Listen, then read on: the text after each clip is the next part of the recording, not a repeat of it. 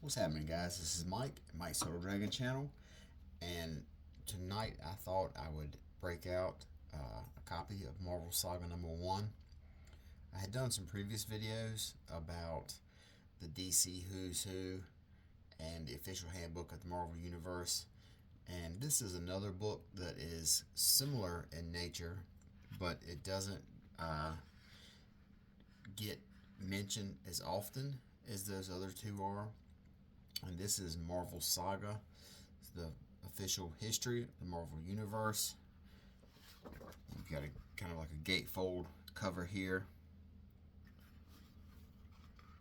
But basically what the gist of this is, and you see right here on the cover, it says first issue, first collector's item issue, and life hack. Just a quick heads up for y'all. If they tell you that it's going to be a collector's item issue, it never is. But besides that, basically the gist of what this book is,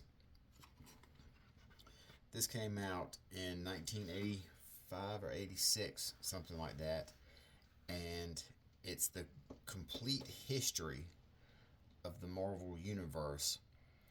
And basically how they do it is in a complete, I guess you would call it a linear form, starting with point A, and then it never really, the book ran for, I think it was 25 issues, and it didn't get to, like this came out in 1985, so it did not, in those 25 issues, it did not get up to the continuity of 1985.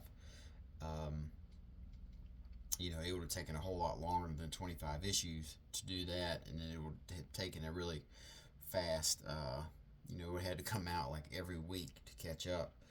But so basically, what the whole purpose of this is it is a chronicle of the Marvel Universe from the time that their universe formed, in the order of events happening, and it tries to encapture everything that was going on in the order that it was happening, both chronological and with the people involved. So you have right here kind of a brief overview of what this book is going to be by Danny Fingeroth, and what he says, he gives a breakdown a lot better than what I am able to explain it as. In the pages of this monthly series, you will embark on a journey through the wondrous history of the Marvel Universe in a way that no one has ever before. Now, for the first time, the entire sprawling body of events that is Marvel history, events that you have been clued into bits and pieces over nearly 25 years, is finally available in sequential narrative form. As Saga progresses, you will see how all the various Marvel series interrelate. You'll see how the stories of the Eternals, Alpha Flight, and the Fantastic Four are actually tightly interwoven. So basically what he's doing, the purpose of this book is to show, and they would do something like this a couple years ago. Mark Waid was involved in a project like this, and I believe he's also involved in a project like this with DC, so it's becoming soon.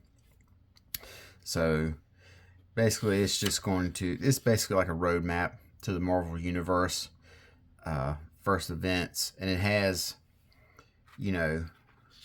art from various comics, showing it. Like here's some, they talk about Hercules right here. This is a small piece of art featuring him from some probably Avengers book. Here's a couple of the Wild West heroes. Here's some of the World War II heroes. So they're all different little snippets of art from all their specific books at the time. But this book opens up, with basically the creation of the Marvel Universe. I guess you would call it the Big Bang or whatever. And it says, in this time there arose the Kree and the Skrulls. So it kind of touches on a little, and it gives a very brief mention of each person. It doesn't go into terribly in depth But as I've said before, you know, this this book, along with DC Who's Who and the official handbook of the Marvel Universe, are books that a lot of us use to familiarize ourselves with comic book history, with the characters, with the storylines, because collections like trade paperbacks and, greatest hits, the epic collections, were not a thing at the time, and there weren't as many comic book stores as there are now. If you found one, you were super lucky, and nobody was getting a copy of, FF1 back then. Nowadays, trade paperbacks are incredibly commonplace. Between that and services like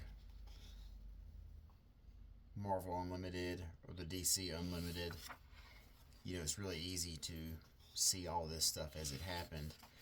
But in 1985,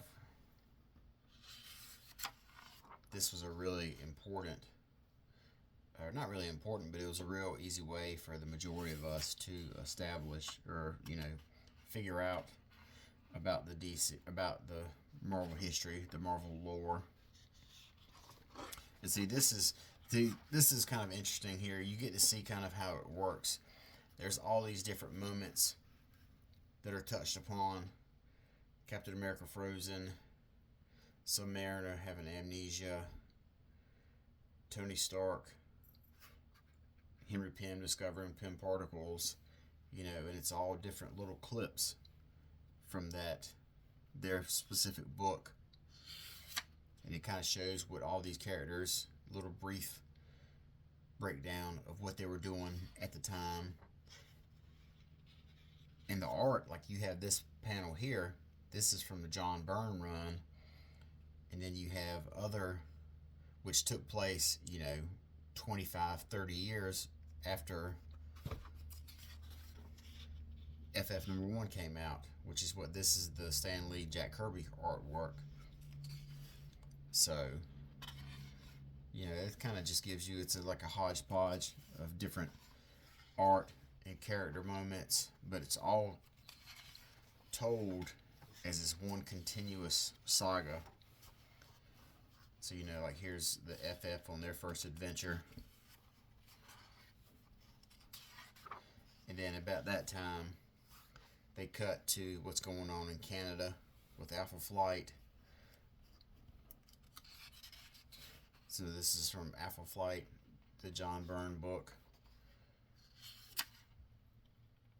This is a classic John Byrne looking character. All his women look like this, had these short haircuts, these big honking glasses, fearless fly glasses.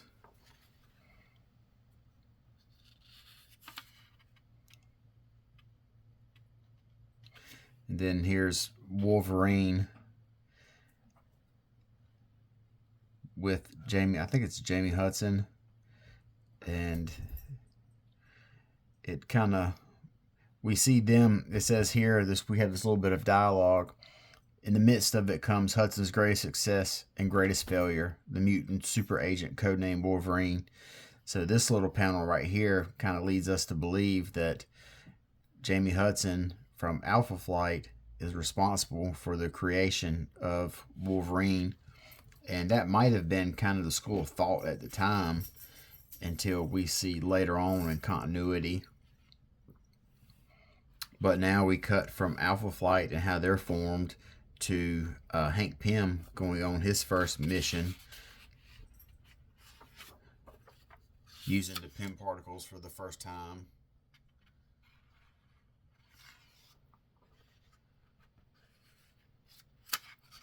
And then we cut back to Fantastic Four.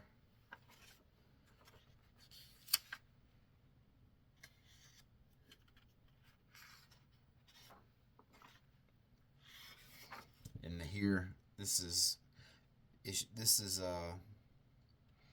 are pages from Fantastic Four 2, where it looks like the Fantastic Four have turned evil.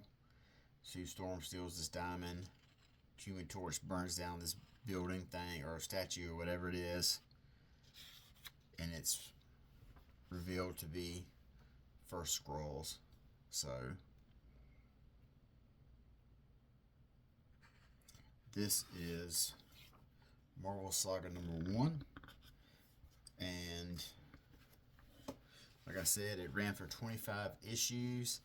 The last couple of issues, from what I just looked at, they seem to be really character specific. I have all 25 in my room, and it looks like the last 3 are very character specific, dealing with the origin of Galactus, the origin of Silver Surfer, and the marriage of Peter Parker to Mary Jane Watson.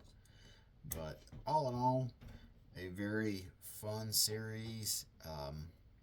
There's a book like this now would just be, kind of obsolete or redundant, because we have so much information at our hands that there would really be no need for a 25 issue run filled with nothing but reprints and no new material in there. We could easily look up on Wikipedia.